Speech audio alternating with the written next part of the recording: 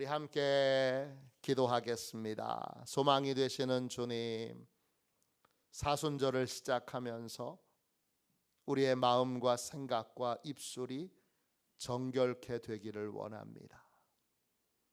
나를 믿고 의지하던 모든 것을 내려놓게 하시고 온전히 주님만 믿고 의지하고 따르게 하여 주옵소서.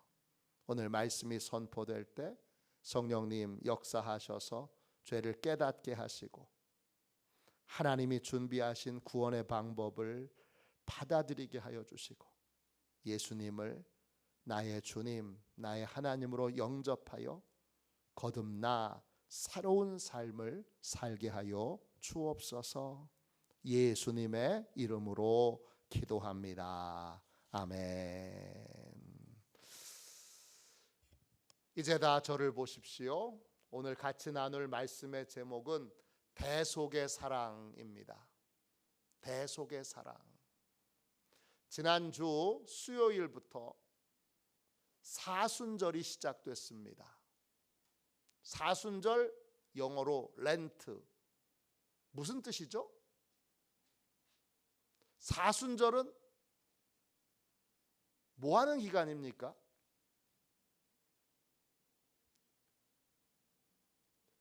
사순절 우리가 많이 들었습니다. 그리고 뭘 하는지도 여러 가지를 경험했습니다. 그런데 사순절이라는 말 자체를 모르는 분도 많습니다. 사순절 할 때 그 렌트, 사순절은 40이라는 뜻입니다. 부활절을 기준으로 해서 40일 전에부터 40일 동안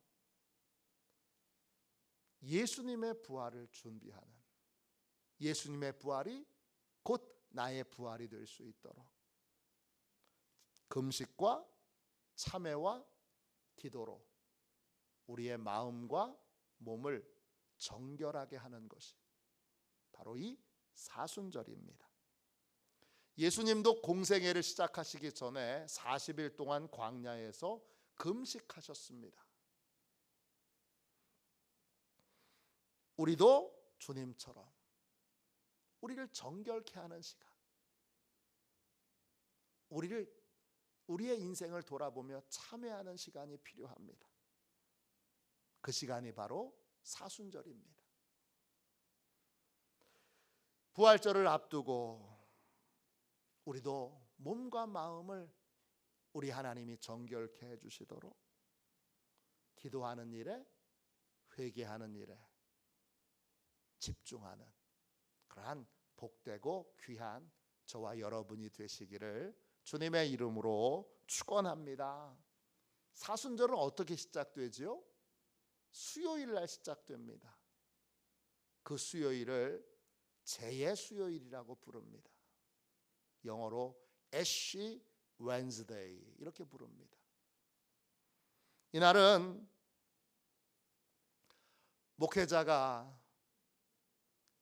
교인들의 이마에 재로 십자가 모양을 그리고 머리에 손을 얹고 기도해 줍니다. 저희 교회도 작년에 재를 이마에 바르고 기도해 주는 시간을 가졌습니다. 올해는 못했는데 이제 내년에 다시 할 예정입니다. 올해 안 한 이유는 의미를 다시 한번 분명하게 알려드리기 위해서입니다. 재를 이마에 바르는 건 무슨 뜻일까요? 재를 이마에 바르는 건 한 가지 사실을 믿음으로 인정하고 고백하는 겁니다. 어떤 거냐? 구원에 있어서 내가 한 건 아무것도 없다는 것입니다. 하나님께 용서받기 위해 내가 한 일은 아무것도 없습니다. 거듭나기 위해 내가 한 건 아무것도 없습니다. 나는 구원에 있어서 아무것도 하지 못한, 아무것도 할 수 없는 재와 같은 존재입니다. 이 사실을 인정하고 또 고백하는 예식이 바로 이 제를 이마에 바르고 기도하는 예식입니다. 구약에도 비슷한 예식이 있습니다. 유월절 청소입니다. 유월절은 이스라엘 백성이 하나님의 백성으로 보호받고 구원받은 것에 대하여 감사하는 절기입니다. 우리로 얘기하면 구원의 날, 구원의 절기, 이것이 유월절입니다. 근데 유월절 전에는 반드시 뭘 하느냐? 청소를 합니다. 대청소를 하는데, 청소의 목적은 집안에 있는 누룩을 집 밖으로 다 몰아내기 위해서입니다. 출애굽기 12장 15절에 이렇게 되어 있습니다. 너희는 이레 동안 무교병을 먹을지니 그 첫날에 누룩을 너희 집에서 제하라. 무릇 첫날부터 일곱째 날까지 유교병을 먹는 자는 이스라엘에서 끊어지리라. 이 유월절 절기에는 누룩이 들어가지 않은 빵을 먹어야 돼요. 누룩은 부풀려 올리는 역할을 해요. 누룩은 나를 자랑하고 내 행위를 높이고, 그리고 나를 특별한 사람으로 그렇게 생각하는 거예요. 이 누룩을 집안에서 청소해 버린다는 건 구원에 있어, 내가 하나님의 백성 된 것에 있어 내가 한 건 아무것도 없다는 걸 인정하는 것과 같아요. 내가 하나님의 특별한 보호를 받는, 내가 특별한 하나님의 은혜를 받는 하나님의 백성이 된 것에는 나의 공로가 하나도 없습니다. 이걸 인정하는 게 바로 유월절 청소예요. 같은 거죠. 사순절이나 유월절 청소나 정결함은 자기 부인에서 시작한다는 사실을 우리는 깨달아야 합니다. 구원에 대하여 나의 공로는 전혀 없습니다. 이 사실을 인정하고 고백하는 것에서부터 거룩함과 정결함은 시작됩니다. 요한복음 3장에 보면 예수님이 구원을 거듭나는 것이라고 설명하셨어요. 여러분, 거듭나는 건 다시 태어나는 거예요. 구원은 다시 태어나는 거예요. 다시 태어난다 할 때 여러분, 이 태어난다는 것에, 구원에 아주 중요한 특징이 숨어져 있어요. 숨겨져 있어요. 여러분, 우리가 육체로 태어날 때 여러분이 무슨 역할을 하셨습니까? 여러분이 어머니 뱃속에서 태어날 때 여러분이 한 역할은 뭐예요? 우리가 태어나기 위해 한 건 아무것도 없습니다. 어머니의 역할이든 하나님의 역할이든 우리는 누군가의 힘에 의해서 태어나게 되는 것입니다. 내 힘으로 태어나는 것이 아닙니다. 구원도 마찬가지입니다. 우리는 우리 힘으로, 우리 능력으로 거듭나는 것이 아닙니다. 우린 전적인 하나님의 능력으로 다시 태어나는 것입니다. 다시 태어나는 것, 구원받는 것, 하나님의 자녀로 변화되는 것에는 내가 한 일이 아무것도 없습니다. 이걸 인정하는 것에서부터 사순절은 시작되는 것입니다. 오늘은 이 사순절 첫 번째 주일을 맞이하여 나의 구원에 있어서 성령 하나님께서 어떤 역할을 하셨는가, 이것을 함께 나누도록 하겠습니다. 성령 하나님은 내가 구원받는 데 있어서 어떤 일을 행하셨습니까? 첫 번째, 성령님은 내가 불의한 자인 것을 인정하게 만들어 주셨습니다. 여러분, 3장 베드로전서 3장 18절입니다. 제가 읽을게요. 그리스도께서도 단번에 죄를 위하여 죽으사 의인으로서 불의한 자를 대신하셨으니 이는 우리를 하나님 앞으로 인도하려 하심이라. 육체로는 죽임을 당하시고 영으로는 살리심을 받으셨으니 그랬습니다. 예수님은 누구세요? 18절 보세요. 의인으로서 그랬어요. 예수님은 의로운 분이세요. 죄가 없는 분이세요. 거룩한 분이세요. 그분이 불의한 자를 대신하여 십자가에서 죽으셨습니다. 구원받으려면 우리는 한 가지 사실을 인정해야 돼요. 내가 불의한 자라는 것입니다. 불의라는 말은 헬라어로 아디코스예요. 이 말은 디케라는 두 개의 단어로 이루어져 있습니다. 아는요, 없다는 뜻이에요. 디케는 옳은 것이란 뜻이에요. 불의는 뭐예요?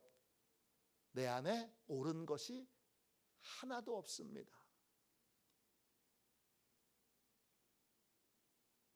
그게 불의예요. 내 안에 옳은 것이 하나도 없습니다. 구원받으려면, 거듭나려면 이 사실을 인정해야 하는데 이걸 인정하기가 거의 불가능합니다. 이걸 인정하는 것 곧 우리에게 죽는 거예요. 그런데 사도 바울은 이 사실을 인정했습니다.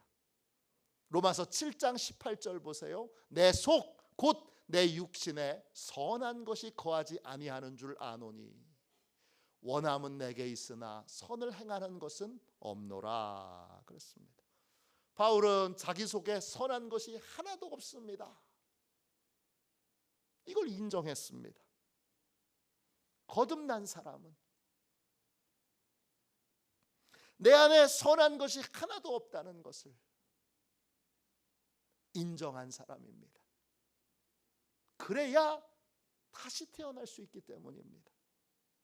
다시 태어난 건 먼저 다시 태어나려면 먼저 죽는 것에서 시작돼야 됩니다. 옛사람이 죽어야 됩니다. 옛사람이 죽으려면 내 안에 선한 것이 하나도 없다는 것이 인정되어야 합니다. 이게 인정이 안 되면 우리는 죽으려고 들지 않고 끊임없이 뭐 하려고 그래요? 옛사람을 개선시키려고 합니다. 옛사람을 바꾸려고 하고 옛사람을 달라지게 하려고 노력합니다. 그러나 성경은 옛사람이 죽어야 한다고 말하고 있습니다. 죽으려면 옛사람이 죽으려면 내 안에 선한 것이 하나도 없다는 걸 인정할 수 있어야 합니다. 그래야 옛사람이 죽는 그 영적 죽음에 참여할 수 있게 됩니다. 그런데 내가 불의하다는 것, 내 안에 선한 것이 하나도 없다는 사실을 우리는 인정하기가 어렵습니다. 아니 불가능합니다. 왜냐? 그건 곧 죽음과 같은 것이기 때문입니다. 그럼 언제 어떻게 내가 불의하다는 것을, 내 안에 선한 것이 하나도 없다는 걸 인정할 수 있게 됩니까? 우리 힘으로는 불가능하고 성령님께서 우리의 죄를 깨닫게 해주실 때 비로소 우리는 내 안에 선한 것이 하나도 없다라는 이 사실을 인정할 수 있게 됩니다. 그때 비로소 구원의 길에 우리가 들어서게 되는 것입니다. 거듭나기, Born Again이라는 책을 쓴 찰스 콜슨이라는 분이 있습니다. 이분은 원래 백악관에서 일하던 분입니다. 근데 워터게이트 사건으로 감옥에 가기 전까지 이 찰스 콜스는 자신을 아주 괜찮은 사람, 아주 좋은 사람, 아주 착한 사람으로 여겼습니다. 그는 착한 사람이 하는 모든 행동을 합니다. 그는 자선 기부금을 많이 냈습니다. 또 가난한 사람이 도와달라고 그러면 적극적으로 도와줬습니다. 그는 거짓말하지 않고 진실을 말하려고 노력했습니다. 그는 성탄절에 선물을 많이 받으면 그 선물을 백악관에서 일하는 운전기사들, 청소하시는 분들, 전화 교환원들, 이런 분들에게 아낌없이 나눠줬습니다. 또 그는 월급 외에는 어떤 돈도 일절 받지 않았습니다. 그는 스스로 생각했습니다. 하나님이 계신다면 나에게 최상의 점수를 줬을 거다. 그는 그렇게 생각하며 인생을 살았습니다. 그러다가 그의 친구 톰 필립스라고 하는 분이 그에게 복음을 전합니다. 그는 톰 필립스가 전하는 복음을 듣고 생전 처음으로 자신이 깨끗하지 못한 존재, 더러운 존재, 악한 존재라는 사실을 깨닫게 되었습니다. 그날 그는 자신이 하나님의 용서가 필요한 죄인이라는 걸 처음으로 깨닫고 인정하게 됐습니다. 친구가 복음을 전했을 때 성령님께서 이 사실을 깨닫게 해주신 것입니다. 요한복음 여러분 16장 7절 8절에 이런 말씀이 있습니다. 내가 너희에게 실상을 말하노니 내가 떠나가는 것이 너희에게 유익이라. 내가 떠나가지 아니하면 보혜사가 너희에게로 오시지 아니할 것이요 가면 내가 그를 너희에게로 보내리니 그가 와서 죄에 대하여 의에 대하여 세상에 대하여 죄에 대하여 의에 대하여 심판에 대하여 세상을 책망하시리라. 성령님이 우리에게 오시면 죄에 대하여 깨닫게 해주십니다. 성령님이 오시기 전까지, 죄를 깨닫기 전까지 우리는 우리 자신을 도덕적인 사람이라고 생각합니다. 나 정도면 괜찮지 뭐, 이렇게 생각합니다. 나 정도면 그래도 착한 거 아니야? 나 정도면 그래도 꽤 괜찮은 사람 아니야? 이렇게 생각합니다. 그러면 거듭나지 못합니다. 난 꽤 괜찮은 사람이야. 그렇게 생각하다가 결국 지옥에 가게 됩니다. 성령님이 죄를 깨닫게 해주실 때 우리는 반드시 다시 태어나야 될, 옛사람이 반드시 죽어야 될 죄인인 것을 인정하고 고백하게 됩니다. 구원은, 거듭남은 거기서부터 시작되는 것입니다. 알렉산더 솔제니친이 쓴 책 수용도 군도라고 하는 이 유명한 책 2권에 솔제니친이 자신의 인생을 돌아보며 이런 고백을 합니다. 나는 여기서 나 자신의 생활과 모든 행동들을 돌이켜보고 있는데 내 자신이 선한 일을 하고 있다고 생각했었지만 실제로는 모든 것이 악이었다. 그는 그렇게 고백합니다. 거듭남은 성령님의 은혜로 내 실체를 보는 것입니다. 내 실체를 볼 수 있는 것으로부터 시작됩니다. 거듭남은 내 안에 선한 것이 하나도 없는, 내 안에 의로운 것이 하나도 없는 내가 철저한 죄인이라는 걸 깨닫게 되는 것으로부터 시작됩니다. 그것을 깨우쳐 주시는 분이 바로 성령님이십니다. 두 번째, 성령 하나님은 나의 구원에 있어서 어떤 일을 행하십니까? 성령님은 하나님께서 그리스도의 십자가에서 나의 구원을 위한 모든 준비를 끝내셨다는 사실을 깨닫게 하십니다. 하나님이 구원을 위한 모든 일들을 완벽하게 이루어 놓으셨다라고 하는 걸 성령님이 깨닫게 하십니다. 여러분 3장 18절을 다시 보십시오.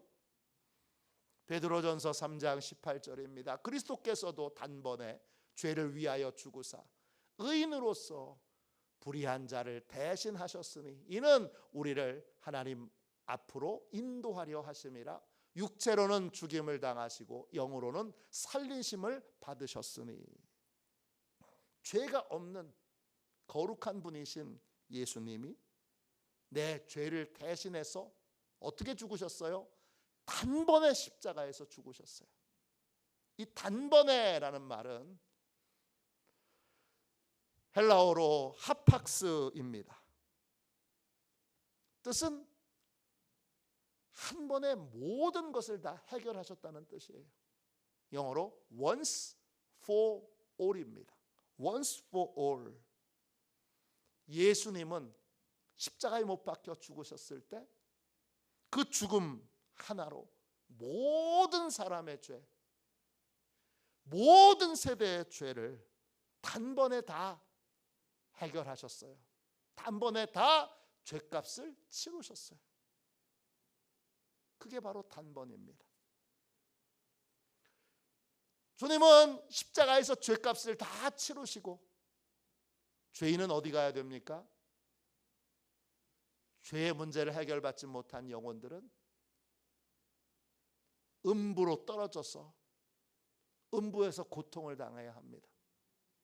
놀라운 건 예수님이 십자가에 못 박혀 죽으시고 부활하시기 전까지 그 3일 동안 어디로 내려가셨느냐?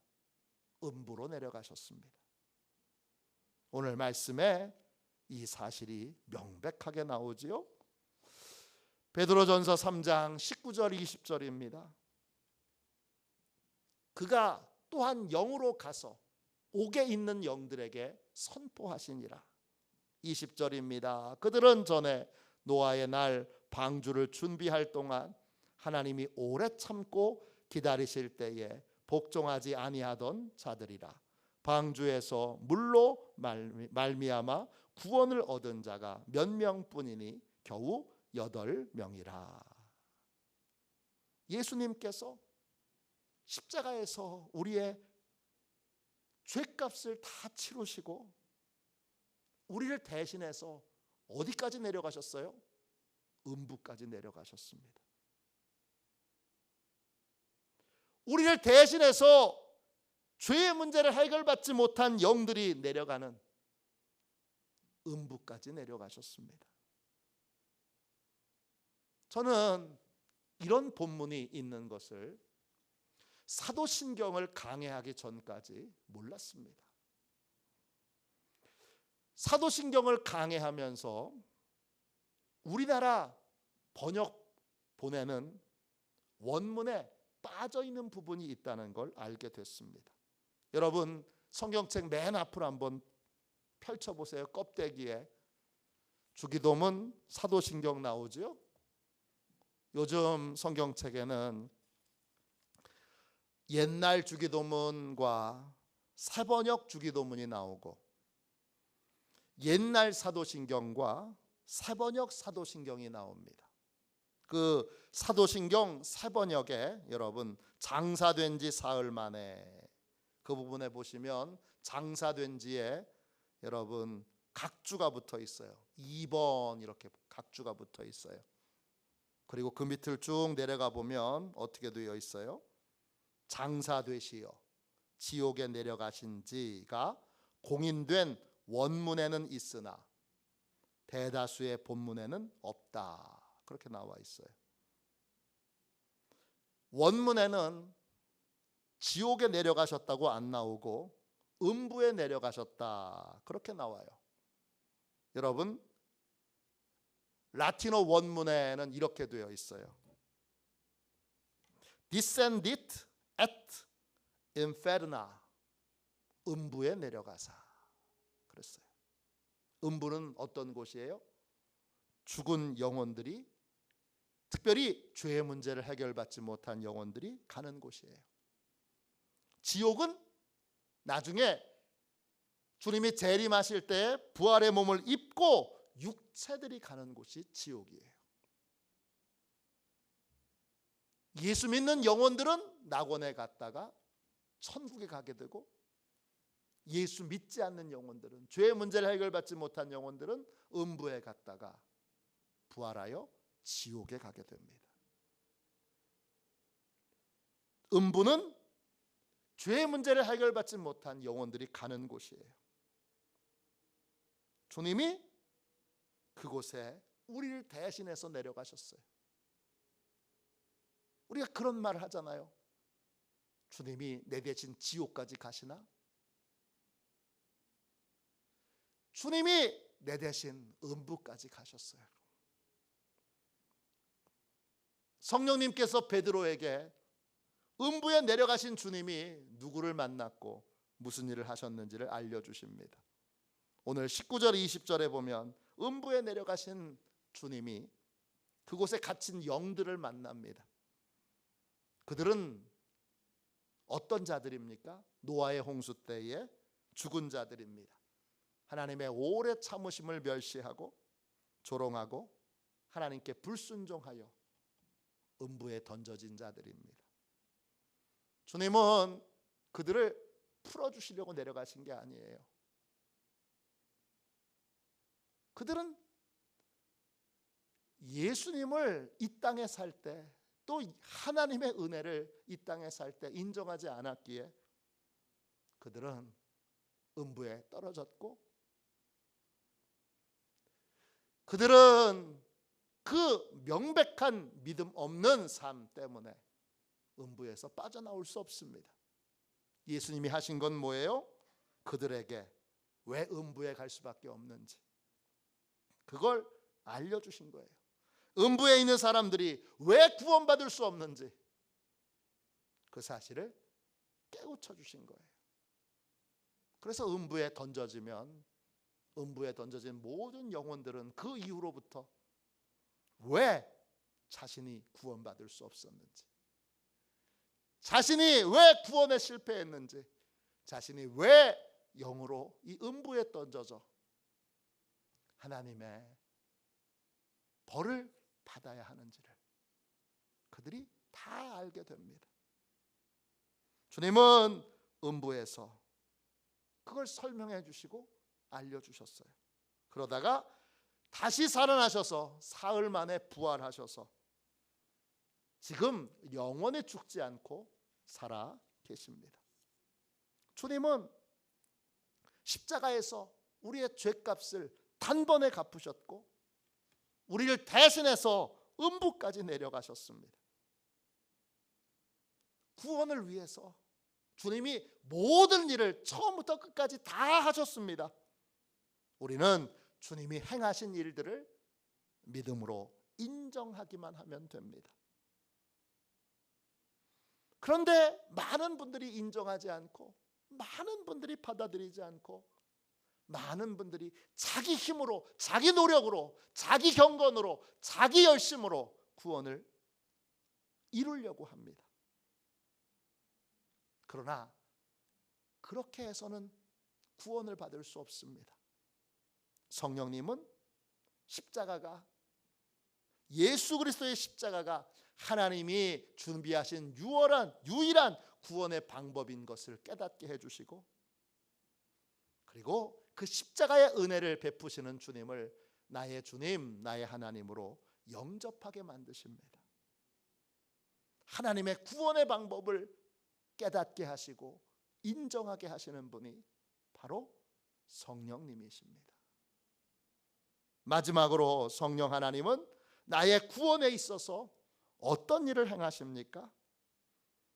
셋째, 성령님은 구원자이신 예수님을 주님으로 영접하게 하셔서 새로운 삶을 살게 하십니다. 18절 말씀 한 번만 더 읽겠습니다. 그리스도께서도 단번에 죄를 위하여 죽으사 의인으로서 불의한 자를 대신하셨으니 이는 우리를 하나님 앞으로 인도하려 하심이라. 육체로는 죽임을 당하시고 영으로는 살리심을 받으셨으니, 주님이 우리를 대신해서 십자가에 못 박혀 죽으시고 음부까지 내려가신 이유는 우리를 하나님께로 인도하기 위해서입니다. 구원의 목적은 하나님을 만나는 것이고 하나님의 인도를 따르는 삶, 하나님과 동행하는 삶을 살도록 만드는 것입니다. 그것을 위해 성령님은 예수님을 나의 주님, 나의 하나님으로 영접하게 하십니다. 요한복음 1장 12절 13절입니다. 영접하는 자 곧 그 이름을 믿는 자들에게는 하나님의 자녀가 되는 권세를 주셨으니 이는 혈통으로나 육정으로나 사람의 뜻으로 나지 아니하고 오직 하나님께로부터 난 자들이니라. 예수님을 영접하면 하나님의 능력으로 하나님에게서 다시 태어나게 됩니다. 그리고 하나님 자녀의 삶을 살게 됩니다. 이 하나님 자녀의 삶은 여러분 이전과는 전혀 다른 삶이에요. 예수님을 주님으로 영접하면 우리는 이전과는 완전히 다른 삶을 살게 되는데, 주님은 이런 삶을 좁은 길을 걸어가는 삶이라고 말씀하셨습니다. 마태복음 7장 13절 14절입니다. 좁은 문으로 들어가라. 멸망으로 인도하는 문은 크고 그 길이 넓고 그리로 들어가는 자가 많고 생명으로 인도하는 문은 좁고 길이 협착하여 찾는 자가 적음이니라. 예수님을 주님으로 영접하면 그러면 좁은 문으로 들어가는 사람, 좁은 길로 가는 사람, 그런 인생을 삽니다. 아우 힘들어, 그렇게만 생각하시지 말고 기억하세요. 그 좁은 문은 아무나 못 들어갑니다. 그 좁은 길도 누구나 갈 수 있는 길이 아니라 아무나 못 들어갑니다. 아무나 못 걸어갑니다. 오직 성령님의 은혜로 예수님을 주님으로 영접한 사람만이 그 문으로 들어가고 그 길로 갈 수 있습니다. 누가복음 13장 24절입니다. 좁은 문으로 들어가기를 힘쓰라. 내가 너희에게 이르노니 들어가기를 구하여도 못하는 자가 많으리라 그랬어요. 들어가기를 구하여도 못하는 자가 많으리라. 아무나 좁은 문으로 들어가는 것 아닙니다. 아무나 좁은 길을 걸어가는 것 아닙니다. 성령님이 은혜 베풀어 주신 사람만이, 예수님을 나의 주님, 나의 하나님으로 영접하도록 성령님이 역사해 주신 사람만이 그 길을 걸어갈 수 있는 겁니다. 그 좁은 문, 좁은 길은 어떤 길입니까? 주님께 충성하는 길입니다. 주님의 진리를 배우는 길입니다. 주님처럼 사랑하는 길이고 주님처럼 용서하는 길입니다. 성령님은 우리를 충성의 길, 진리의 길, 사랑의 길, 용서의 길로 인도하십니다. 미국을 대표하는 복음 전도자 중에 루이스 팔라우라고 하는 분이 있습니다. 이분이 복음 전도자로 70개국에 가서 약 2,500만 명 이상에게 복음을 전했습니다. 이분이 1971년 11월 페루 리마라고 하는 곳에서 복음을 전했습니다. 근데 그 회중 중에 설교 말씀을 듣던 분 중에 한 여자가 있는데, 이 여자는 페루 밀림에서 게릴라 활동을 하던 여전사였습니다.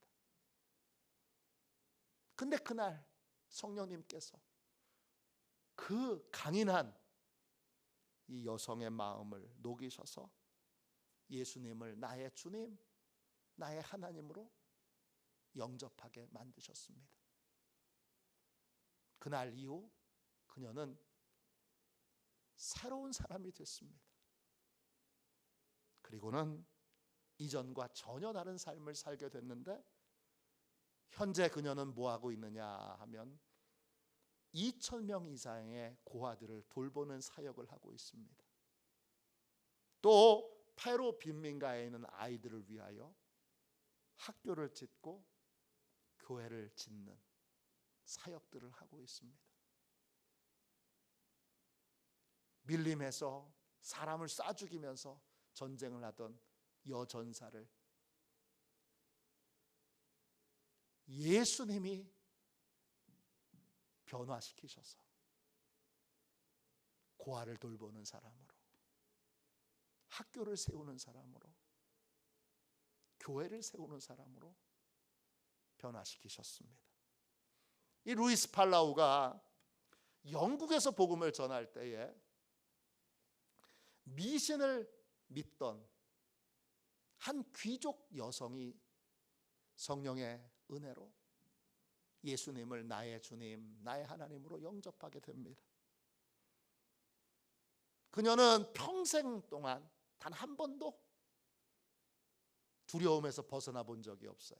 늘 두려움 속에 갇혀 살았던 여성인데, 그날 예수님을 나의 주님, 나의 하나님으로 영접하고 나서 그녀는 모든 두려움을 벗어버리게 되었고, 하나님이 주시는 평안을 누리게 되었고, 평안을 주신 하나님을 많은 사람에게 전하는 복음 전도자의 삶을 살고 있습니다. 놀라운 변화죠. 미신을 섬기며 귀신을 섬기며 그렇게 자기밖에 모르는 인생을 살던 이 귀족 부인이 지금은 평안을 누리며 복음 전도자의 삶을 살아가고 있습니다. 누가 하신 거예요? 성령님이 하신 거예요. 구원에 있어서 내가 한 일은 아무것도 없습니다. 내가 거듭난 것은 전적인 하나님의 은혜와 능력 덕분입니다. 오늘 나의 구원에 있어서 성령 하나님께서 하신 일이 무엇인지 구체적으로 같이 나눴습니다. 성령님은 나의 죄를 깨닫게 해주시고, 하나님의 구원의 방법을 깨닫게 해주시고, 예수님을 나의 주님, 나의 하나님으로 영접하여 하나님의 자녀된 삶, 거듭난 삶, 좁은 문으로 들어가는 삶, 좁은 길을 걸어가는 삶을 살게 하십니다. 이 모든 변화는 오직 성령 하나님의 은혜와 능력 덕분입니다. 내가 한 건 아무것도 없습니다. 모든 변화는 하나님의 은혜 덕분입니다. 이걸 인정하고 고백하며 모든 자랑, 모든 교만을 철저히 내려놓는 복된 사순절이 되시기를 주님의 이름으로 축원합니다.